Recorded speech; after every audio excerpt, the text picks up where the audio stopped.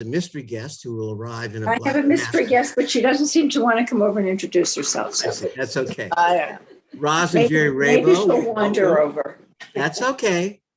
Hi, I Roz think and she's Jerry. wandering. Okay. And Judy Cars, welcome. I think you've been with us before, but I don't recall what movie. They kind of blend after a couple of years. But welcome to Judy. And welcome to Steve Greenberg.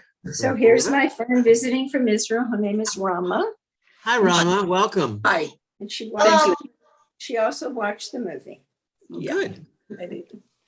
All right. Well, this was a total surprise to me. My wife and I were surfing to see what we'd watch. The image came up on HBO, and I said, "Isn't that Meryl Streep?" You know, there's something. And I said, "Well, I got to look into that because everything she does is worth looking at." And we watched it, and we're very charmed by it. And my feeling after watching it was how very well told it was, because this storytelling technique is really telling the story from inside our own heads. If you think about it, it's all about our perceptions of each of the people as we have them. You know, there aren't real relationships there, yet they do mean something to each other. Certainly Meryl Streep and Diane Wiest and Candice Bergen are worlds apart. And even Tyler is worlds apart, Lucas Hedges. He's very funny, you know, he looks like he just fell off a skateboard or something, and he probably will for 5 more years. But there's something very honest and unassuming about this character and his portrayals that gives him a presence and a believability that I thought was wonderful, a naivete. But I want to come back to this theme of we're looking at everybody else and examining them, even though we're not really taking sides. And it's a remarkable achievement because Steve Soderbergh, who wrote, directed, and edited this under a female pseudonym,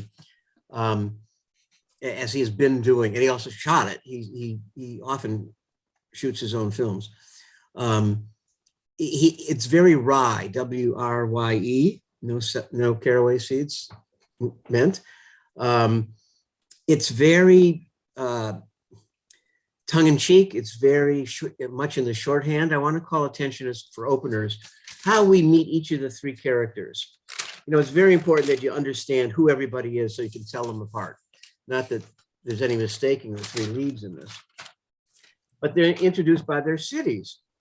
And this, the first scene was really struck me as, I'm on the wrong page, because in one scene, we get to know Alice, Meryl Streep, incredibly well. And there's no action in it. It's just there's a tension between her. She's meeting her agent, Rosalind, I guess, is retiring. And the agent's assistant is now taking over Alice's writing as her representative. And they gossip about the retiring agent. And of course, Alice knows Rosalind far better than Karen, the new agent, who's only been with her for 7 years. And she's very tough on her, on the agent, even though they were friends, because the agent gave her a lot of space and didn't pry into her work until she was ready to show it. And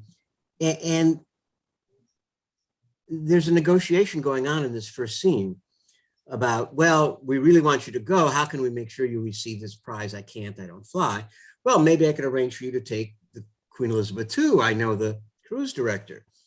And immediately changes, how many guests can I bring? Done, that's the end of it. That's the last line in that scene. So it's remarkable in that we learn that she's a sophisticated New Yorker from the manner of speech. And only Meryl Streep can do it without being phony. If you can remember Devil Wears Prada, wonderful performance in a very commercial movie where she did such a great job, along with Anne Hathaway, of making this stereotype real and human to us. And even though you may feel that Alice has affectations, Alice may be the most genuine person in this whole movie. Yeah, right, Barbara? She's dating her husband. Yeah, I told you so. And we can talk about that as we go along. She's kind of a tough nut to crack because she's smart, she's intelligent, she's thoughtful, she's literary, she is deep. She's not transparent, and that can mean a lot of different things. It can mean she's snobbish, standoffish, alone, doesn't trust anybody, as is accused of her by Candice Bergen at the end of the movie. But there's something about her, you're rooting for her, and then you realize at the end what was going on. Let's go to Susan, Diane Wiest in Seattle. She's invited her son and his wife and their baby to come live with her for some reason. It's not very well told, but she's like a parole officer or some kind of public defender working with women who are accused of crimes for better outcomes in their cases. And she doesn't want to go on the cruise because Cheryl has a hearing soon. We don't know who Cheryl is. So there may have been something cut from that. But in that conversation, we learned it's been 30 years since we've seen each other. And she asked the question, why is she reaching out to us? Because it's been 30 years. So, Diane Wiest has this wonderful way of sounding like a ditz without being one. And that's her role here. And she even acknowledges that later on. And then we come to Candice Bergen as Roberta, who's a lingerie saleswoman and has this argument about the difference between teal and baby blue or something. And it's hilarious. And she's tough as well. And is tough on her manager, saying, I'm leaving. Today's my last day. I didn't get the email. Yes, you did. Well, I have you down for next week. And she said, that's your job. You manage. You figure it out. So she's a tough cookie, even though she's like, what kind of a job is this for a 70-something-year-old woman? And she handles, she's kind of tough. She, the ditzy woman from Texas doesn't really get to her. It just rolls off her back, the criticism. I know I'm a designer, says that customer. And then there's Tyler. And he's out with his friend and the friend's girlfriend. And he says, I'm wondering what a 50-year friendship is like. And to me, that kind of didn't ring true. But the point of that is he's saying, we're in our 20s. We have no idea what their lives are like, let alone what their relationships are like in 30 years, what our relationship would be like in 30 years. So he's kind of setting us up for the cruise, although we don't really learn a lot about Tyler, although he's thoughtful and he's kind of goofy, and they're playing billiards and drinking beer. So I thought that was really a great way of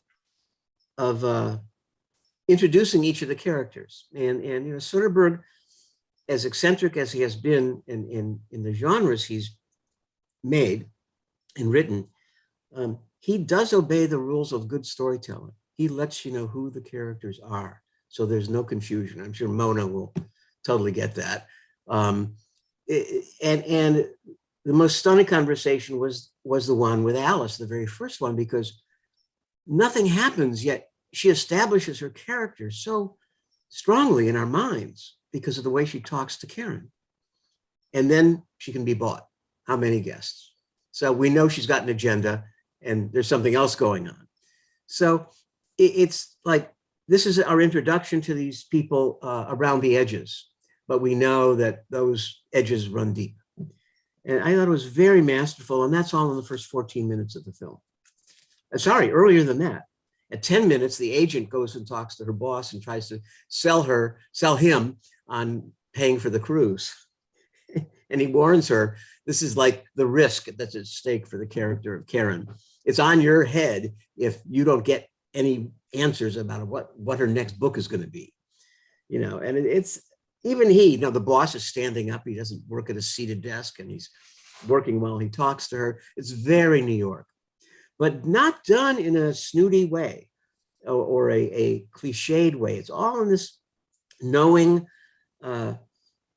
Soderbergh knows this milieu and he knows how not to oversell it. He doesn't have to do too much to make it even more persuasive. Less is more, I guess, is what I'm trying to say about that. Then we have the arrivals at the boat, you know, and the jazz music that accompanies it is sort of like Manhattan cocktail bar. Very cool, sort of unique, but familiar. And it's light. It's hinting that, this is just another silly cruise, you know, and it's a junket, you know, that's being paid for by the Cunard line because she's going to give a speech. Oh, we also learned in her first scene that she doesn't want to give a speech because that's tawdry.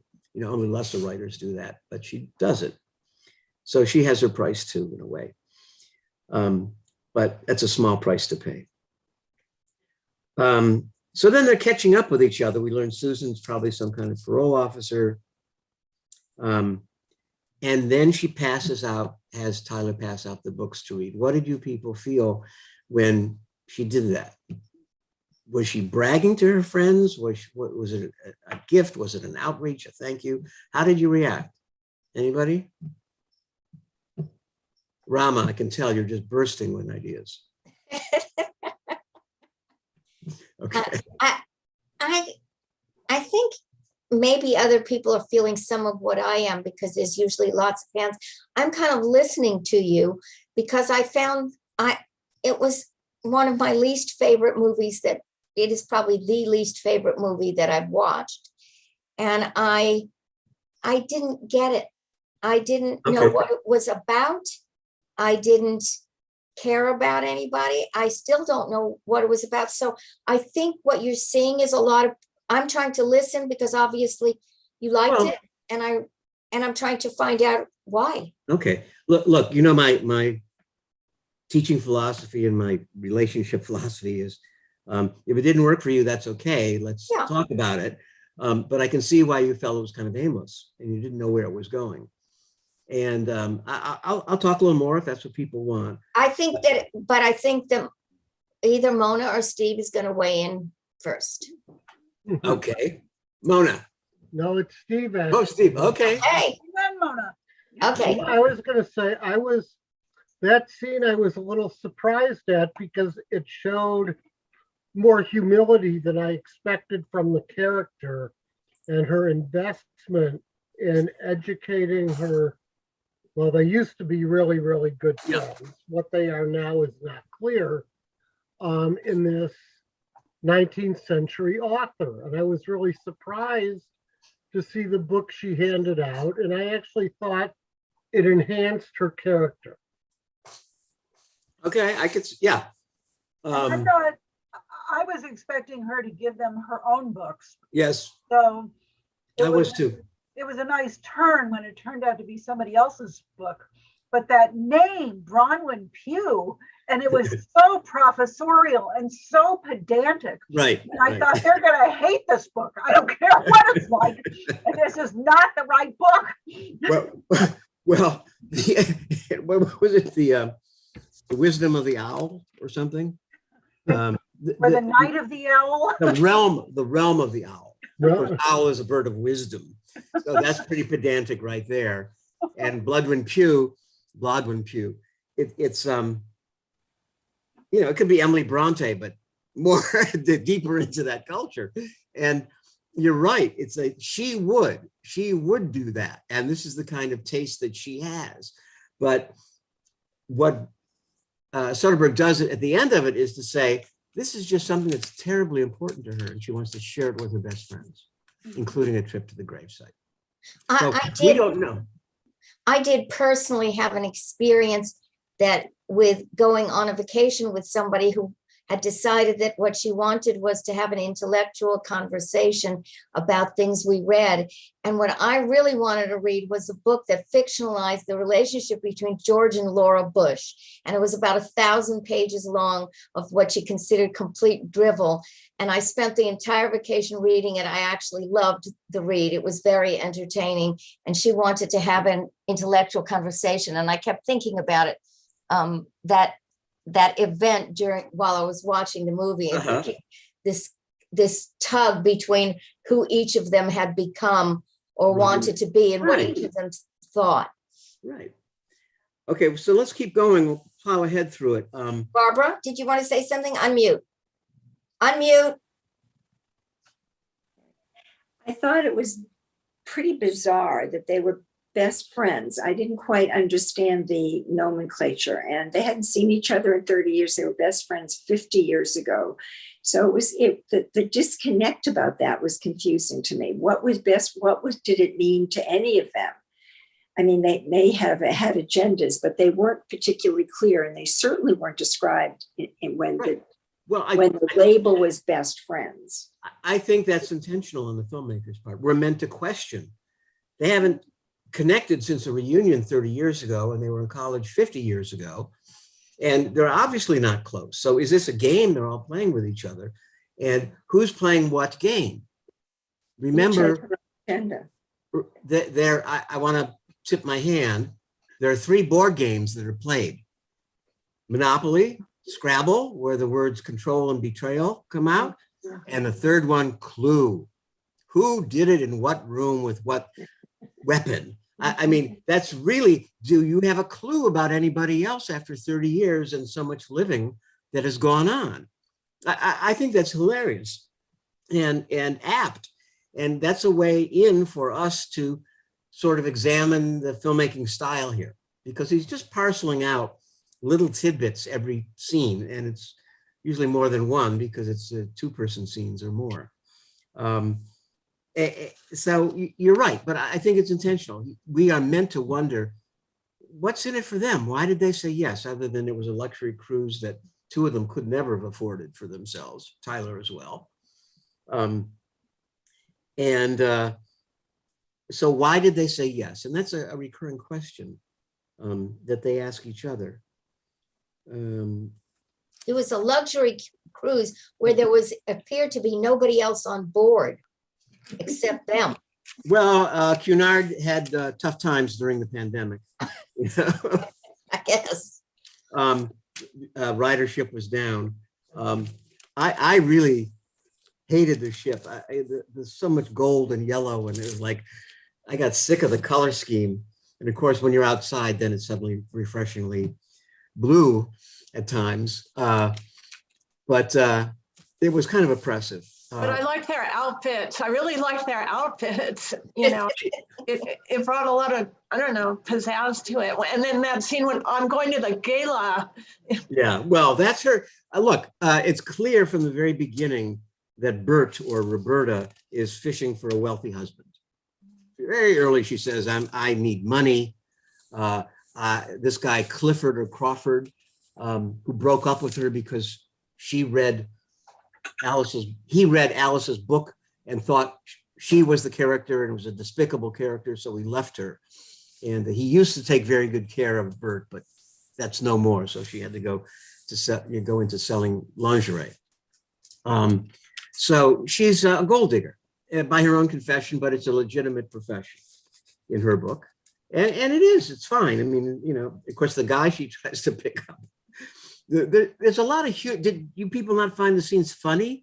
Like she sits down at the gambling table and she tries to like catch the attention of the man next to her. And when she finally sits down, he gets up and leaves, you know?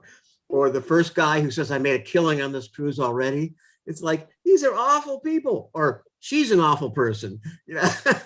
But he's having fun with them. And he's showing her foibles, you know, their foibles. And there's all these scenes I found delightful and entertaining because they're little nuggets of insight into each of the characters. Especially, you know, Bert is easy to poke fun at. But again, Bert has shown her claws by being tough with her own manager. It took her 2 weeks to decide, but she decided to go on the cruise.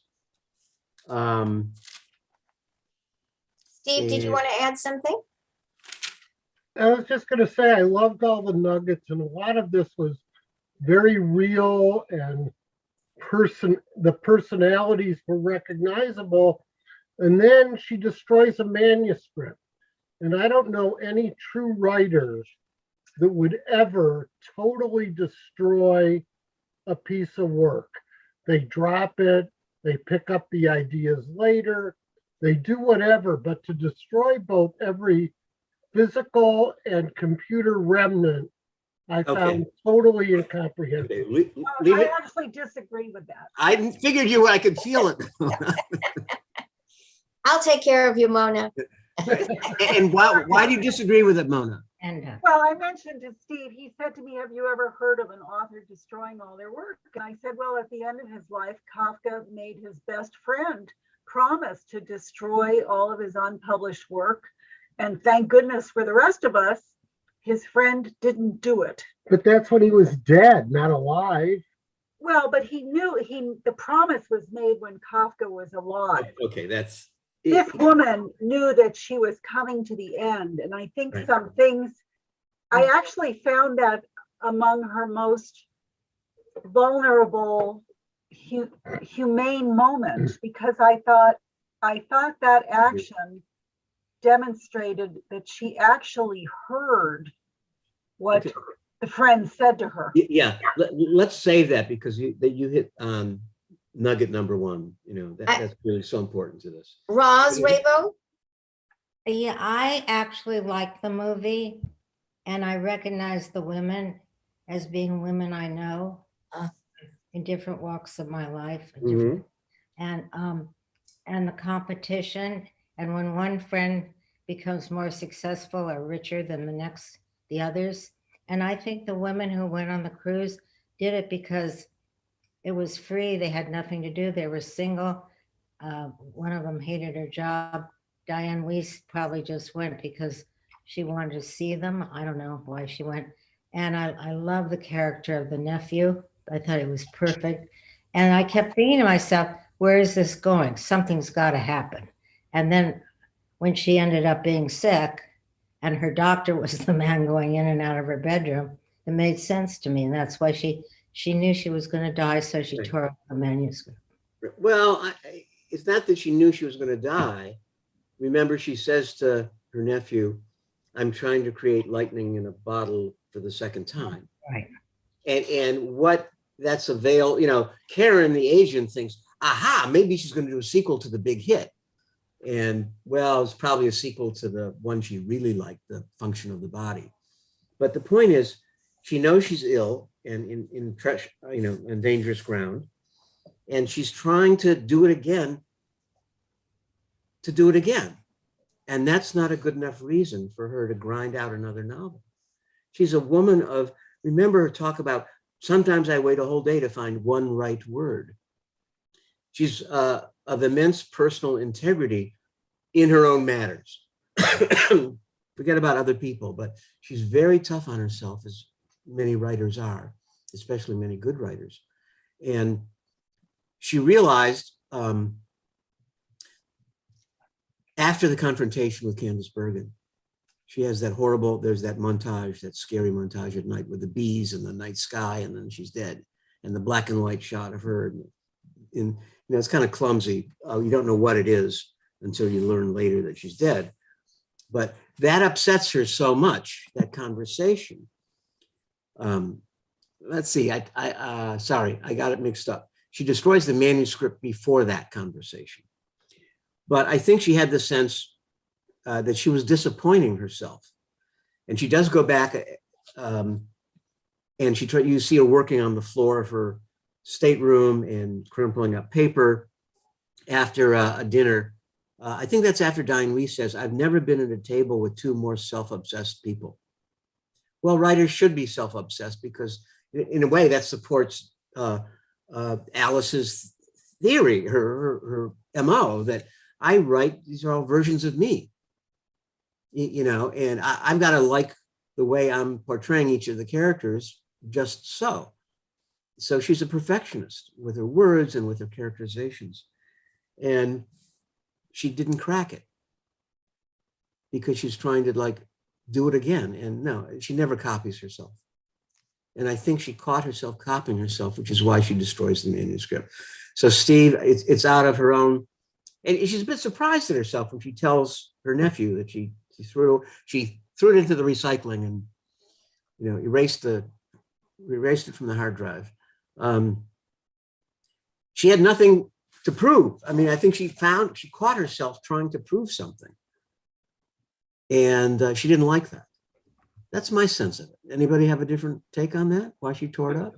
If she erased it from the hard drive, it probably can still be recovered. Come on, Howard. Come on, don't let the facts get in the way of a good I movie. said that at the very moment of the movie, Howard. She probably would do that too. Guys, you But guys- Jim, I actually think that, 3 years later, having written drafts of briefs or arguments that you toss, Yeah. 2 years later, you think, God, if I could only pull that up again. The writers just don't destroy stuff. This writer did, Steve. It's all I think can it's say. a very extreme reaction, but Yes. I totally agree with you that it arises from her perfectionistic tendency. And a crisis in her life. She's dying. Her doctor said, don't go at all. Don't travel anywhere. No, I got to do this because it's the Footling Prize. So this is her whole being pushing herself on this journey and pushing herself, against the wall into a corner that she can't get out of, which is making a good book, good to her satisfaction. So it's drama. I did think she was taking in the sense of frustration and disappointment and trepidation that she was surrounded by. I think she sort of put Karen down, but I think as time went on, especially when her nephew said he really liked this girl after she discovers the agent is on the ship with them. Yeah. I think she had some sense that she was making the agent's life hell by being so close to the vest. So that was another layer of things that were pressing on her. Right. There was a lot of pressures against her. Life is closing in on her as time was running out. Frank, you want to add something? Yes, were you calling on me, Yes. Frank? Yeah, I'm sorry. It was when I put my hand up, it was on another aspect altogether. I found it hard to understand how these different women ever could have been friends. Obviously, the other character moved on in a very different direction from the others. I missed having usually films of this type where it's a reunion or whatever. There are a couple flashbacks to the previous time. That kind of anchors it, and you can get a sense of what they were and how they now are different. That You know what? here. You know what? We've all had friends from college or graduate school or life there that we're just not in touch with anymore. And situations change, people change, and what was once there is not there anymore. Well, I understand that. But they're nostalgic about the past. It would have been nice to have had that. I know that would have been a different movie, but at least myself personally, I found that connection missing. But this is not a movie that says nostalgia is a good thing. You see, Maybe that's true. It's saying, in a way, all three are desperate to recover something they may never have even had. Remember, Candice Bergen says at one point, I was so screwed up when you went off to bed early, I dumped my whole life onto Alice, even though I wasn't that close to her. She was the only one there. So you see, they're clinging to a memory that's somehow comforting. And in Alice's case, I think these are the only three people she's ever been at all close to. She's single, never married. She's close to her sister, and her nephew, and that's about it. She's been a writer her whole career, her whole life. And they're all trying to recover something to ride home on. And it ain't going to happen because they're too far removed from each other.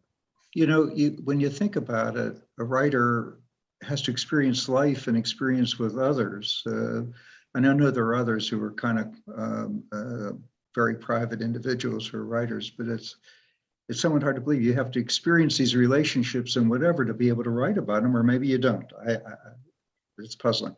Well, I don't know if Samuel Beckett ever did, but if you know Beckett's work, it's all about loneliness and aloneness and uselessness and futility and a little humor in there. So I don't know anything about his personal life, but this is what makes writers and writing interesting when it's very good and when they're very thoughtful people, because none of us think the way that particular writer is thinking. You know, we may agree with them, but it's something that didn't occur to us on our own. Or they provide a different kind of slant on things and you would not have realized. Right. Cindy, So, Okay, I assume, Jim, you're going to say we're supposed to fill in the blanks, but going along with Frank would have liked to have seen some flashbacks. I would have liked to have seen the conversation when the Candice and Diane Weiss were called about the cruise, how they reacted. I would have liked to have seen when they first saw each other after 30 years, and possibly some of the conversation at dinner when they were catching up with each other. there were smatterings of that. Very little, not enough for me. Yeah, I understand. I mean, there was the embrace on deck when Bergen and we see each other for the first time. And I think when they're having champagne at the bar or something the first night, we jump into the middle of a conversation. You know, so wonderful you're helping women out. But you're right, it's not there. And it's like, I think Soderbergh is casting a very critical eye on these people most of the time. And he's saying, give it up. You know, you don't have anything left from that era. Like you're all three, in a way, misfits who don't belong together anymore. And how will each of you advance through this time on board? Now, the complication is Tyler, the nephew. hold on before you switch Okay. subjects. Yeah. Howard, you want to chime in? And then Jerry.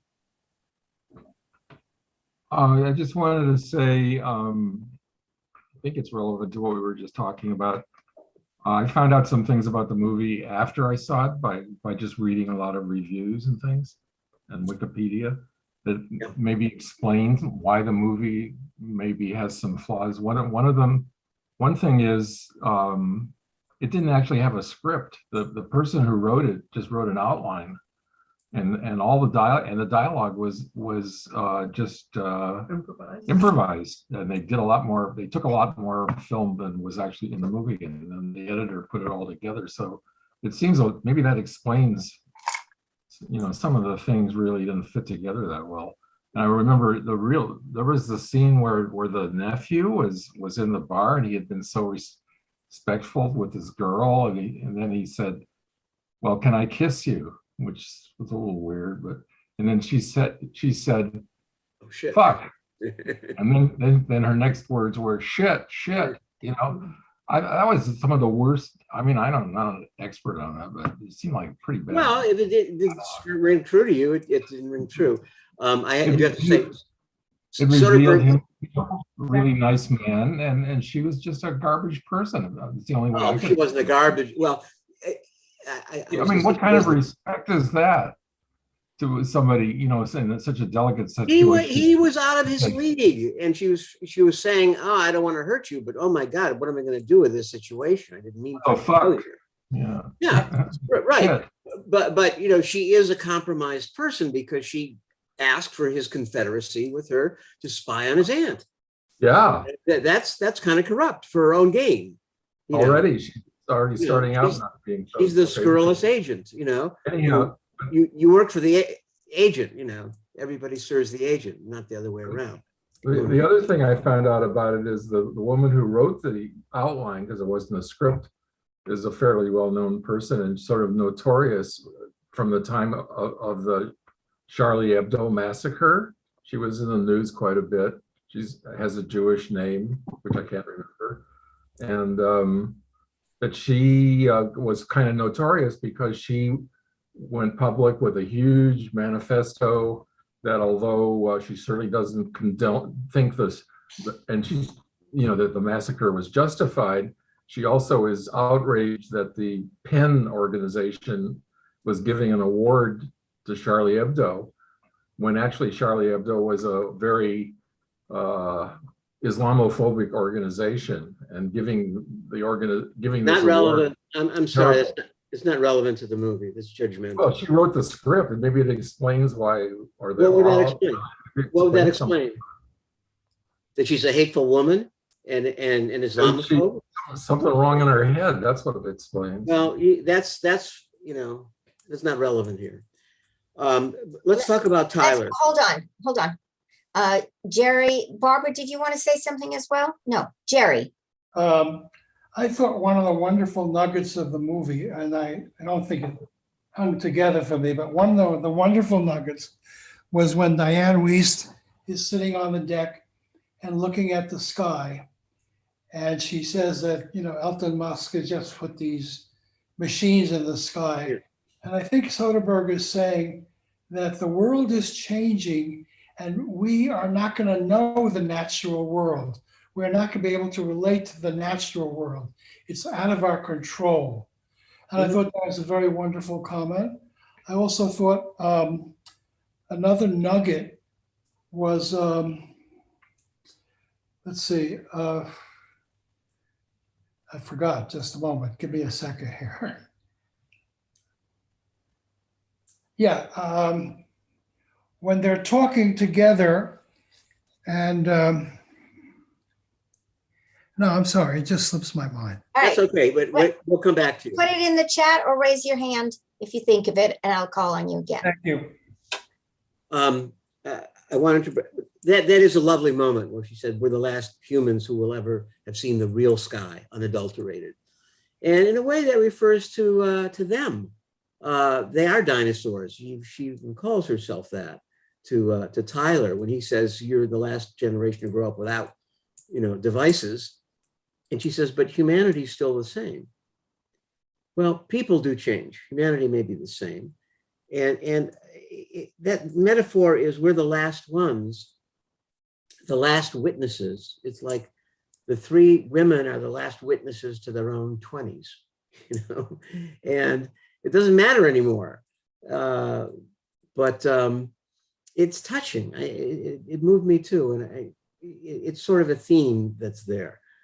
But Tyler's, the question I had was, why would he be willing to betray his aunt? Except he didn't really know how much of a betrayal it was. And the woman was kind of, interesting to him. And that's pretty clear from the beginning.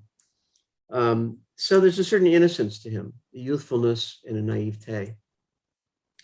And that's what's so amazing about the Meryl Streep character, is that when she discovers the betrayal, she says, so you liked her?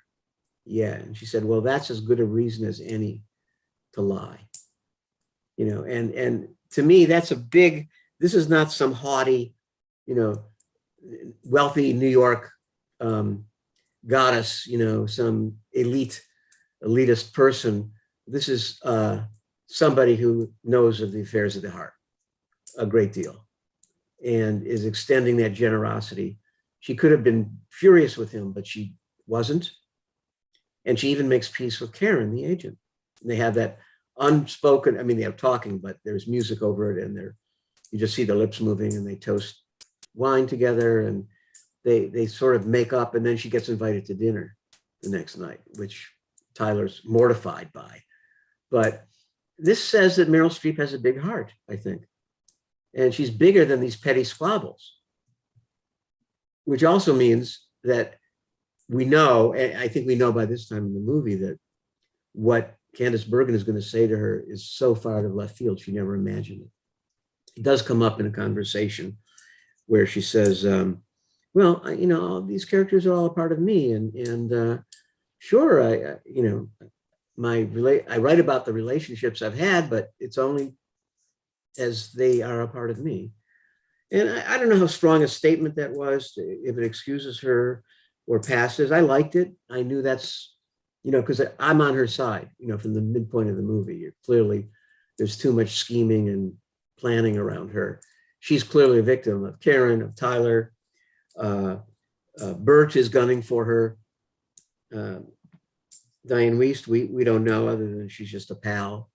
And then the other author, who's a competitor, who Meryl Streep first found, repugnant, because the thrillers they're just manicured stories and they don't really mean anything about life because it's a puzzle that is wrapped up tidily, and that's not a real life lesson at all. Although I have to admit, having seen Murder on the Orient Express and not having known what the story was, I thought, oh my God, this isn't, you know, just a tidy summary of who done it. This was about guilt, and can we ever say who's to blame for something? That was the theme of it that hit me really hard. So, you know, some thrillers and mysteries can be about more than just the mystery itself. And I think this one is as well, because it goes beyond what we don't know about them. Let's see, what time is it? Okay. I'm going to let, so Jerry, you come back, and then Frank, and then Steve. Yeah, I've come back. Mona. I thought Tyler was, while he was genuine with his aunt, he couldn't be real with the older woman, the agent, because he was raised on computers. And I think that's one of the reasons he couldn't connect to her. He couldn't go forward and kiss her and be manly about it. Oh, that's a good point. Yeah. He didn't know what to do. The other thing, let me finish. Excuse me, hold that thought. I want to back up. He didn't know what to do. One, he was younger. Two, she's more attractive. She's more sophisticated and cultured, like his aunt. Right. He's out of his league. So of course he's inhibited and lost for words, but chances are he's never had to say that to a woman before. Go ahead, Jerry. Well, he's certainly of the age where he could have said it. You know, we can argue. I just think the point that Soderbergh was trying to make was that, you know, kids who were raised on computers and whatever, Twitter, are finding it very difficult to connect to other human beings at a human level.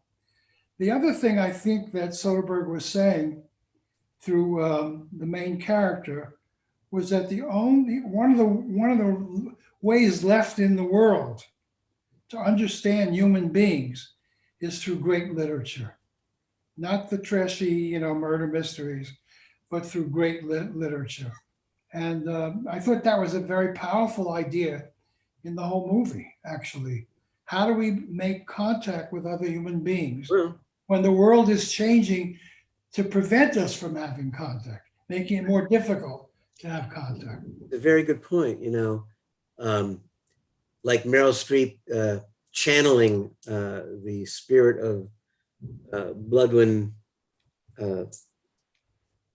more than 100 years later, you know, or Diane Wiest saying, we're the last humans to see this. This is like, it's a dying art. Right.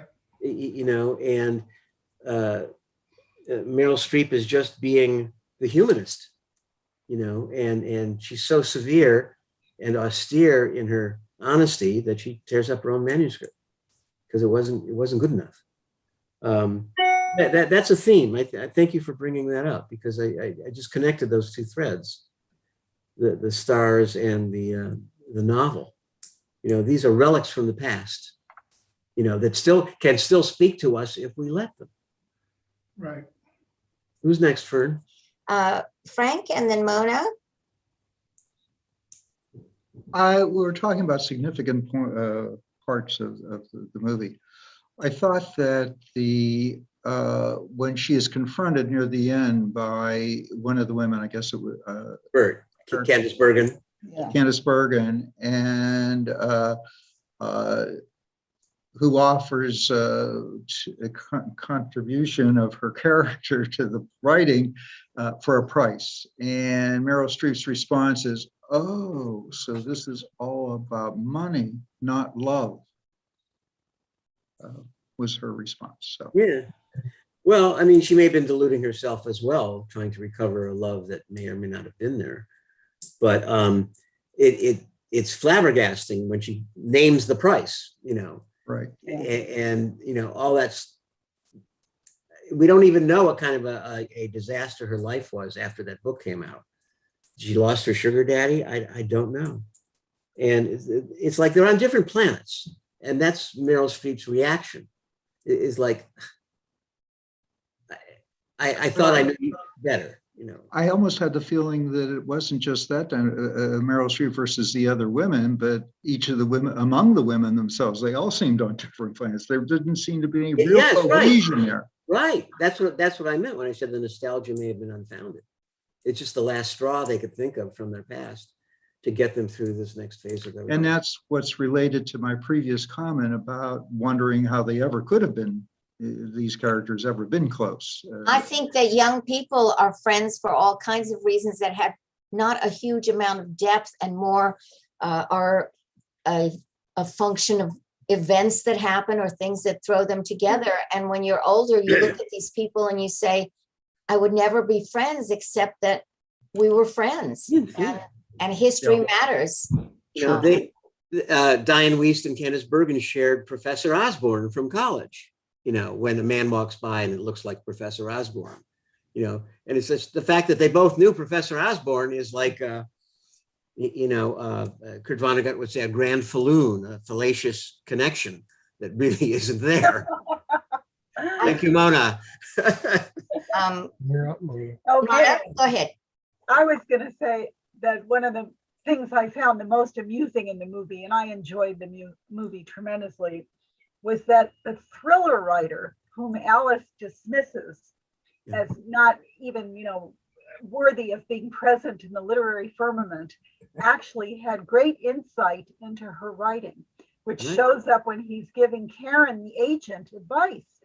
And she, expresses her desire that Alice write a sequel to the best-selling Potboiler novel. And he explains to her, no, that's the Antichrist in her mind. I thought that was a fabulous line. And I thought, my God, he understands Alice's writing in a way that is clearly quite deep. And he is familiar with her writing, and she wouldn't give him the time of day. Right. So I also had to laugh when, Bert is so eager to find a wealthy man, and yet it's her unassuming pal who, just goes to her cabin every night and reads a book, who gets offered this unbelievable deal by the best-selling author because of her intricate knowledge of poisoning. I just thought that was it's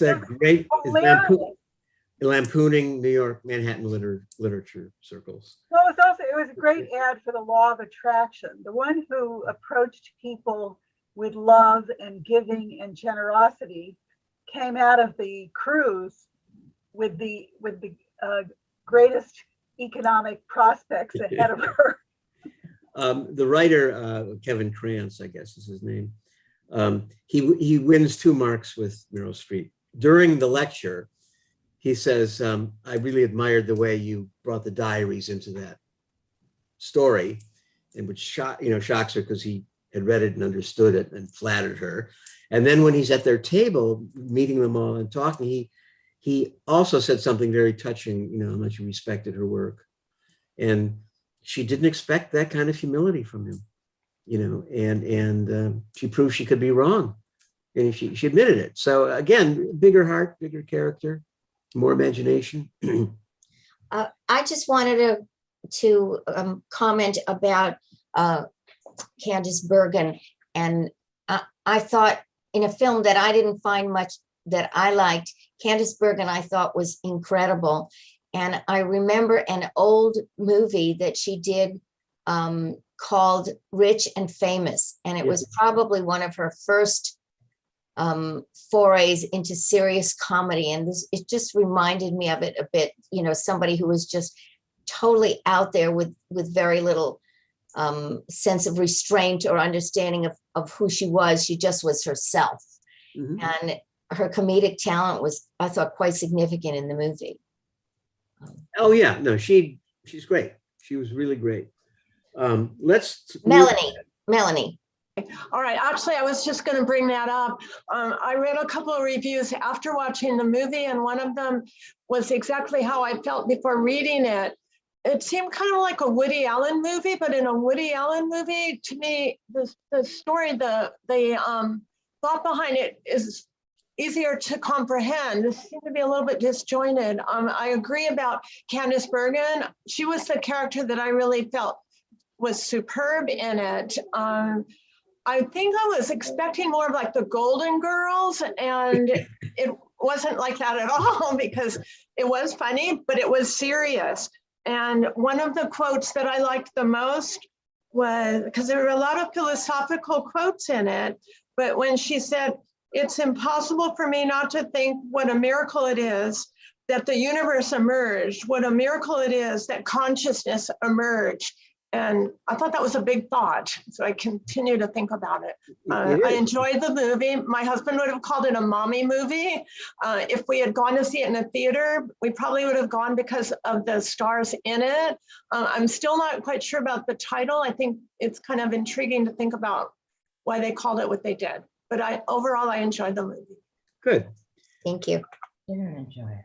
All right, I'd like to move on since we're running out of time in a good way. To that final scene where finally Candice Bergen and Meryl Streep sit down to talk. And Candice Bergen lays it all out. You know, you wrecked my life, you know, and Alice is just taken aback by that. It's like, it was not my intention. I was writing about parts of myself. No, you wrecked my life. And if you've only known. So I'll tell you, if you want to write a sequel, I'll tell you what happened to me afterwards. And we'll, you know, I want 30%. And that is a terrible, terrible shock, because no writer of Alice's caliber would ever take that deal.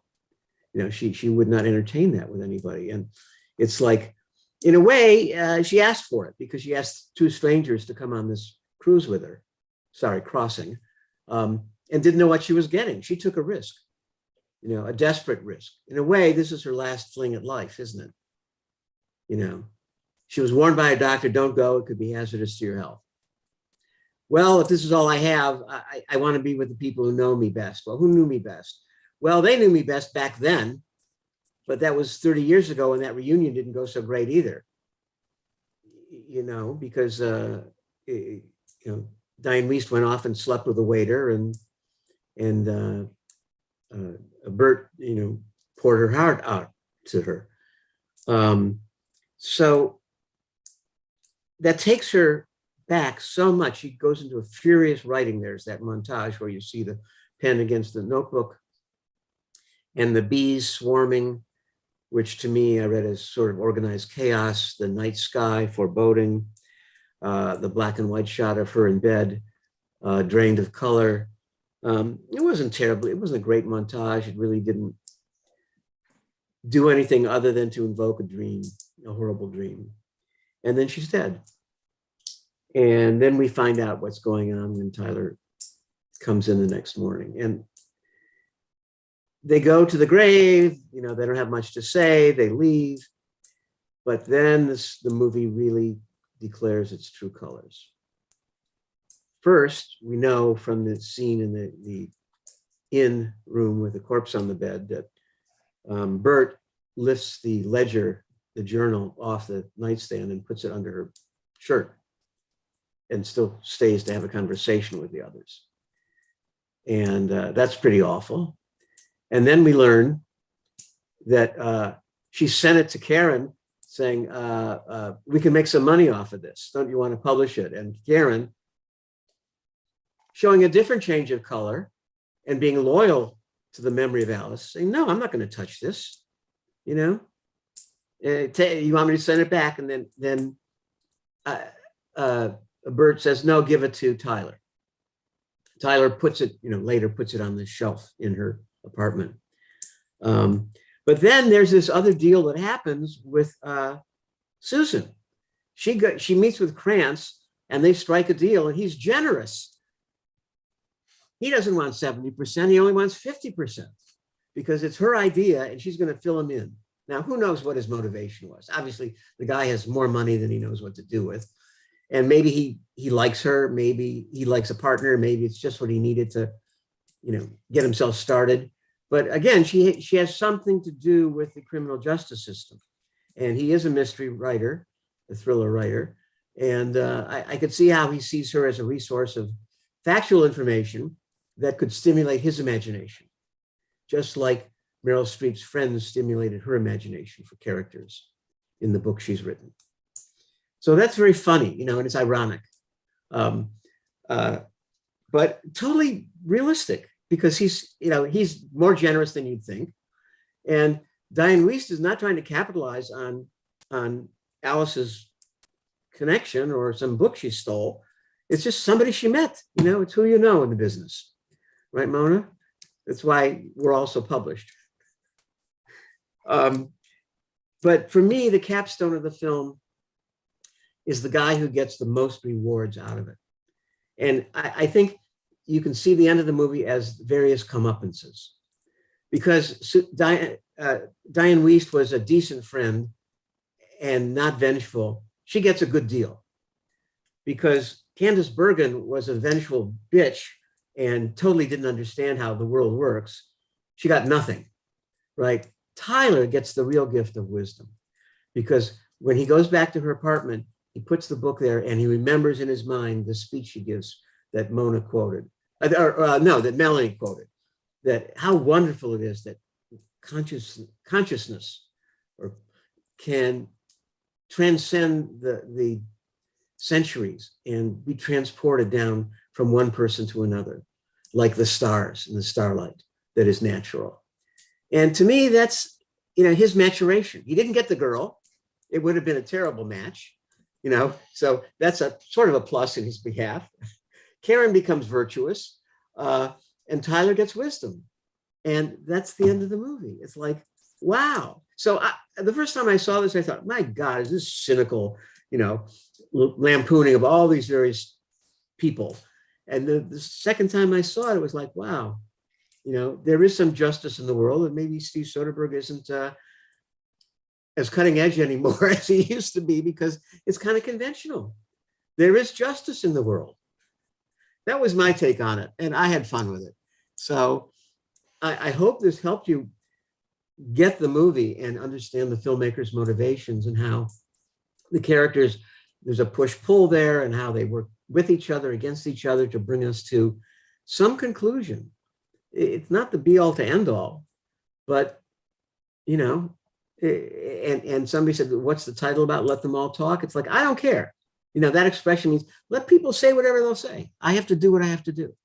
And all three of them did, you know, and Tyler had to say, I want to kiss you. And do we have a future together? And she said, well, if you don't try, you know, without risk, life's meaningless, and attraction is sort of everything. So he got a lot out of it, and I was really pleased to see this movie because Soderbergh has had a very disparate career. He did the Ocean's 11 and 13, or whatever they were called. He did at least 2 of those sequels. He did a very powerful drug drama, a border drug war story called Traffic, very interestingly told. Sex, Lies, and Videotape was his first film that busted him out as a young indie about a filmmaker who couldn't have relationships, but recorded on videotape his relationships. And he's skilled. He has learned his craft really well. And to do this film with so little structure, yet to bring some meaning to it, I think is an accomplishment.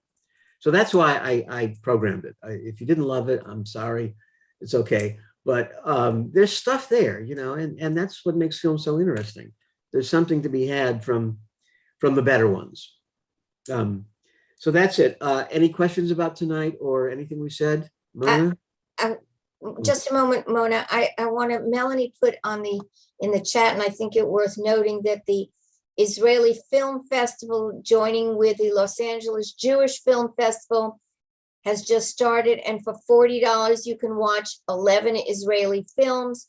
You have 14 days to purchase, another 14 days to watch the films virtually. So some people might be interested in that as well. Thank you. Thank you, Melanie. Mona, did you want to say something? Jim, I just wanted to ask you what you thought the purpose of having Meryl Streep's character attempt to explore the portions of the ship that were off limits to the passengers, and these cuts back and forth between the people working in the bowels of the ship and the rest of the ship, where passengers are enjoying themselves. Well, it's kind of like upstairs, downstairs, you know, the rich and prosperous get to live this way, and there's just a bunch of worker bees downstairs. It's also, she's wandering because she's curious and she's bored. She needed a break, you know, and she's brave enough to do that. The others wouldn't dare. So that's how I read that. And, you know, she doesn't fight it. Oh, we're not supposed to be here. Okay, where should we go? You know, and that's also a part of the montage of what each of the characters are doing separately at the same time. So it keeps her alive. So it's sort of a functional piece of business. Jim, are we meeting in 2 weeks? We are. And the Duke, which I wanted to program for us, won't be available online then, but it will be in the future. You can see it at the Lemley. I think it's closing this, maybe it closed already.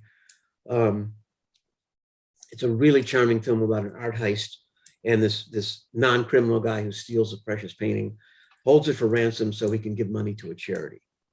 It's a comedy, but it's charming. That's according to the trailer, but we know trailers. So I was, you know, surfing and watching a movie, and one of my new students for the semester, when I met the group, said, we went around the room, we said, what's your favorite movie? And one of them said, The Worst Person in the World.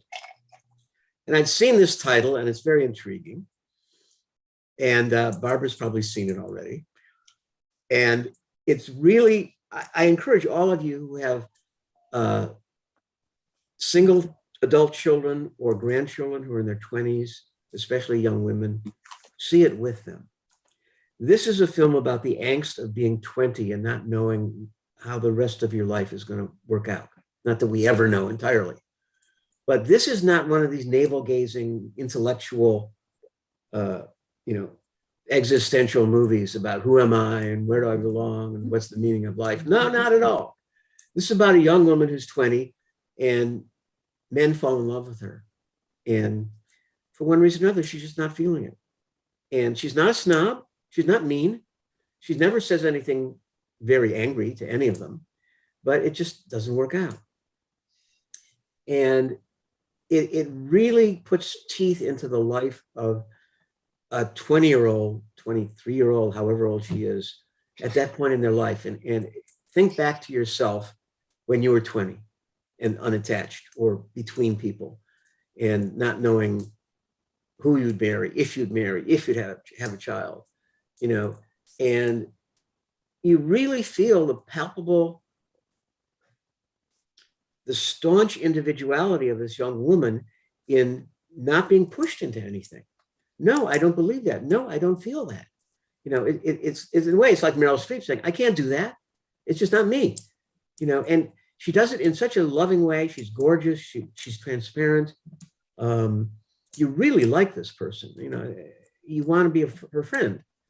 And I won't ruin the ending about where she comes out at the other end of it, but it's a really clever, intimate piece of filmmaking that's personal but universal at the same time. And I want to thank you for tonight, because I watched the movie and I wanted to like it for so many reasons. But only after this discussion did I begin to evaluate it differently. It just felt so disconnected to me. Yes. The conversation kind of pulled it together, because I kept trying, but I did not understand the dots. It took me two viewings to do that. And I could see it was all about everybody has different motivations and selfishness and, you know, but it was more articulate the second time. There were little vignettes of things that were interesting, but it just didn't feel like a film to me when I watched it. Well, so it was helpful tonight. Thank you. Well, you're welcome. That's why we do this. Worst It's a lesson. It is a lesson in sometimes things you don't like have plenty to teach you. Yes, and my pedagogic technique is, oh, you didn't like it? Why? Why did you react that way? What were you thinking? Well, how could somebody else think something different? How do we reconcile the two reactions to the same part of the film? And when we kick it around like that, then suddenly we realize there's more to it. And it's very helpful. It's that's why I don't read the reviews because I don't want to know. I want the film to stand on its own. But reading reviews is fine, and anything anybody here does to feel better informed about it, by all means, I encourage you to do so. I've already decided I am not watching this film with any of my 20-year-old grandchildren. I have enough angst without doing it with them. I don't know. There may be, okay, tell you what, watch it on your own. Okay. And then see if you want to watch it with them. Okay. I mean, I have 2 adult daughters who are in their 20s. And I was in my 20s once and was plenty confused and hurt and sensitive and, full of pain for no apparent reason other than that was my station in life. And to me, it was just this genuine, candid, honest, sensitive portrayal of what it was like to be in that life situation. So, okay. But think of your granddaughters, Okay. Again, the name of the movie is The Worst Person in the Worst World. person in the world. Yes, can you imagine that? Is that on Amazon? Is that on Amazon? I think so, yeah. Okay, And then we'll catch up with the Duke, which is charming. You're going to love the Duke. okay. And we'll see you in 2 weeks. See Thank you you all in 2 weeks. on Thank discussion. you, Jim. Thank you very much, Bye. everyone. Okay, was happy really Mother's helpful. Day. Happy Mother's Day, everyone. Mother's Day. Yeah, right. Mother's See you Day. Happy soon. Mother's It was Day. good. Thank you. Right. Bye. Bye-bye. I know the worst person in the world. Yeah, I think I can. Still on. In this movie,